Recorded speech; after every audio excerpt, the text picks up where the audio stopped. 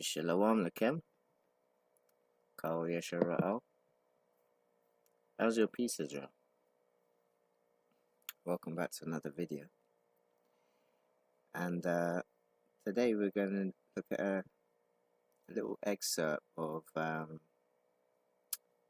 it's called God's Revelation to Moses of Mount Sinai, right? This is coming out of the book of Jubilees. We class this as the pseudepigrapha, right? Which was typically found amongst the fragments on the Dead Sea Scrolls. Okay, we are going to just pick up in the first chapter, first verse. The topic of today is dealing with discerning of the times, right? I'm going to read it from verse 1, and it reads on this wise. It says, "And it came to pass on the first year of the exodus of the children of Israel out of Egypt in the 3rd month, on the 16th day of the month, that God spake to Moses, saying, Come up me on the mount, and I will give thee 2 tablets of stone of the law and of the commandment which I have written, that thou mayest teach them. And Moses went up into the mount of God, and the glory of the Lord abode on Mount Sinai, and a cloud overshadowed it 6 days. And he called to Moses on the 7th day out of the midst of the cloud. And the appearance of the glory of the Lord was like a flaming fire on the mountain or mount. And Moses was on the mount 40 days and 40 nights. God taught him the earlier and the latter history of the division of all the days of the law and the testimony. And he said, Incline thine heart to every word which I speak to thee on the mount, and write them in a book, in order that their transgressions, write them in a book, in order that their generations may see how I have not forsaken them for all the evil that they wrought in transgressing the covenant which I established between me and thee for their generations this day on Mount Sinai." We can see this is a parallel that is going on, or let's just say this is a second witness of what Moses has written about in the Torah, in Exodus, Numbers, Deuteronomy, and so forth, right?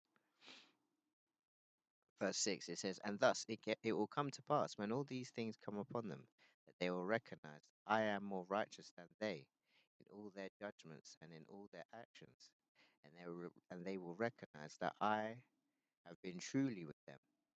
And do thou write for thyself all these words which I declare unto thee this day, for I know their rebellion and their stiff neck before.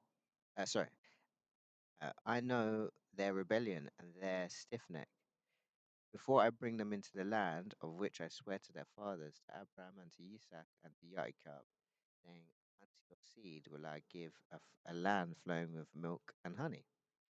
And they will eat and be satisfied, and they will turn to strange gods." So this is a prophecy, right? "To gods which cannot deliver them from their tribulation. And this witness shall be heard for a witness against them, for they will forget all my commandments, all that I command them, and they will walk after the Gentiles." Right? This is the place that we're scattered in the isles of the Gentiles. "And after their uncleanness, and after their shame, and they will serve their gods. And these will prove unto them an offense and a tribulation and an affliction and a snare." These are all these other Western religions, Jehovah Witness, and even some aspects of Christianity, because Christianity is they've taken the Bible, or really it wasn't really a Bible, to be honest. Let's just say it was the Torah, and then prophets, right, and the writings, yeah, and obviously you had the good news, the gospel, the New Testament, right. So these are all in their separate areas. The Bible has now just been compiled in such a way that they've put all the holy scriptures together, right, and also allowed other scriptures to be left out. If you get the Ethiopian Bible, you're more likely to get more of a well-rounded account of what the Father wanted us to know, right? Let's continue. Verse 10. It says, "And many will perish," right? Well, these are the times. The today is discerning of the times, right? And it says, "And many will perish, and they will be taken captive, and will fall into the hands of their enemy." I wonder who that is. "Because they have forsaken my ordinances and my commandments, and the festivals of my covenant, my Sabbaths, uh, and and my holy place, which I have hallowed for myself in their midst, and my tabernacle and my sanctuary, which I have hallowed for myself in the midst of the land, that I should set my name upon it, and that it shall and that it should dwell, and it shall dwell there." Sorry, verse 11. It says, "And they will make to themselves high places and groves of graven images, and they will worship each his own graven image, so as to go astray, and they will sacrifice their children to demons." Sounds like Moloch to me, right? They're doing the same thing in in America to this day with the Bohemian Grove. A lot of strange behavior goes on in those places, right? Even not in just in America. There's all over the four corners.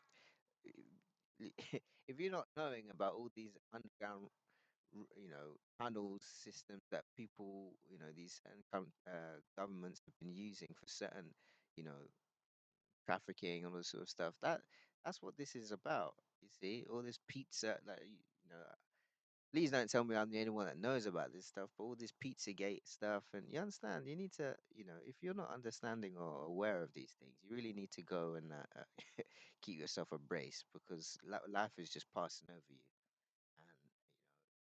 and you're too caught up with you know everyday life that you're not even you haven't got the spatial awareness to even see that you've been duped. You see what I'm saying? Need to understand that we've been duped, and I'm talking about many people, not just the children of Israel. I'm talking about that pretty much the whole world has been duped by people. You see what I'm saying? Billionaires. These are the ones that are are in charge. The Federal Reserve. These are the ones that are in charge. These are the ones that are you know, can make a country go into recession, based on, debt. When you go to war, you borrow money from the Federal Reserve. You got to pay it back, but they put interest. That's more debt. You see what I'm saying? This debt. That's the new form of slavery. I mentioned this before. It's not necessarily that you're got shackles. It's financial slavery now. It's like they'll just put you into debt, and when you're in debt, it says in the scriptures that the borrower is a slave to the lender. You see what I'm saying? So, it's in our advantage to really understand where we fit in this thing and have some spatial awareness about what's going on in life. Okay. Where did I finish off? Um, oh yeah, I'm gonna read from verse 12, and it says, oh no, from verse 11. It says, "And they will make to themselves high places and groves, and graven images, and they will worship each his own, so as to go astray, and they will sacrifice their children to demons and to all the works of the error of their hearts. And I will send witnesses unto them, that I may witness against them, but they will not hear, and they will slay the witnesses also." I wonder who these witnesses are. Maybe they're the two witnesses that it talks about in the book of Revelations, right? I wonder who those two are. I've done a little, study about the two witnesses, right? But we won't go too much into that. And it says, "And they will persecute those who seek the law, and they will abrogate and change everything so as to work evil before my eyes. And I shall hide my face from them, and I shall deliver them into the hand of the Gentiles for captivity, and for prey, and for devouring. And I shall remove them from the midst of the land, and I shall scatter them amongst the Gentiles. And they will forget all my laws and all my commandments and all my judgments, and will go astray as to the new moons." I wonder why it says the new moons there. What's the significance of a new moon? Why is that mentioned there? Is that pointing towards something? Is that a day that we're supposed to be aware of? It says they'll go astray of the new moons and the Shabbats or the Sabbaths and the festivals and the Jubilees, right? A Jubilee. We're reading out of the book of Jubilees, which is typically dealing with 50, right? 50 years. That's a Jubilee, right? It's in the Torah. There's instructions behind what the significance of a jubilee. We actually just for a jubilee in 2019 when the whole world was locked down. There's no coincidence that was the year of return. That's why a lot of people went back to Africa and celebrated, and then the borders were cut.